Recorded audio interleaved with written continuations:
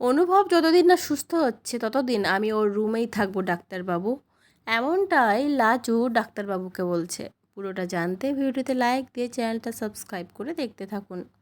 কোণে দেখা সিরিয়ালের আগামী পর্বে আমরা দেখতে পাবো লাজু ডাক্তারবাবুকে জিজ্ঞেস করে যে ডাক্তারবাবু, এই লোকটা যতদিন না সুস্থ হচ্ছে ততদিন আমি কি ওর রুমে থাকতে পারি ওর দেখাশোনা করার জন্য?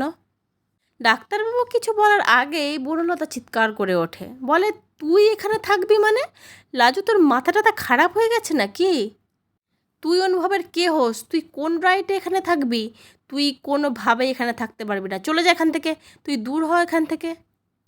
তখন লাজু বলতে থাকে, ওই লোকটা যতদিন না ভালো হচ্ছে, ওই লোকটার ভালোর জন্য আমি সব কিছু করতে পারি। আর লোকটা যতদিন না ভালো হচ্ছে ততদিন আমি এই রুমেই থাকবো, অনুভবের সাথেই থাকবো। তোমার যা করার তুমি করে নাও বনলতা। ওই লোকটাকে আগে আমি সুস্থ করে তুলবো, তারপরে অন্য কথা। আর বনলতা লাজুর এরকম প্রতিবাদী কথা বলা দেখে চুপচাপ দেখতে থাকে লাজুকে। তবে বনলতা আবার পিছনে কোনো কলকাঠি নাড়বে। সুদেবকে তো অলরেডি জানিয়ে দিয়েছে, এবার সুদেব না তার বাড়ির দলবল নিয়ে আবার হাজির হয়ে যায় হাসপাতালে। লাজু না পারছে তার বর সুদেবকে ছাড়তে, না পারছে অনুভবকে ছাড়তে।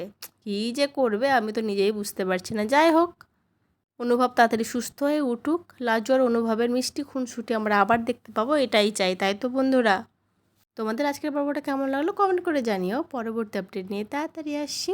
ধন্যবাদ।